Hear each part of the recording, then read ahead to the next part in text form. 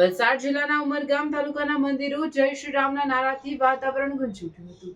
ઢોલ નગારા સાથે ભગવાન રામચંદ્રજીની નીકળેલી શોભાયાત્રામાં મોટી સંખ્યામાં રામ ભક્તો જોડાયા હતા। ઉમરગામ તાલુકાના 16 સુંબા ખાતે જિલ્લા પોલીસ વડાએ હાજરી આપી ભગવાન શ્રી રામને પુષ્પો ચડાવ્યા હતા।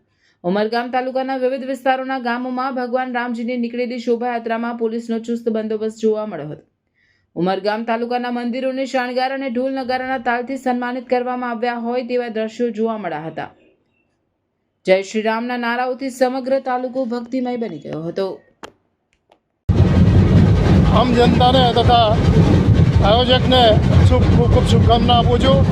આજના દિવસે જિલ્લા પોલીસ વડા દરેક રામનવમીની શોભાયાત્રા નીકળે છે એની વિઝિટ લીધી છે અને કાયદો વ્યવસ્થા જળવાય એનું ખૂબ તકેદારી રાખી છે।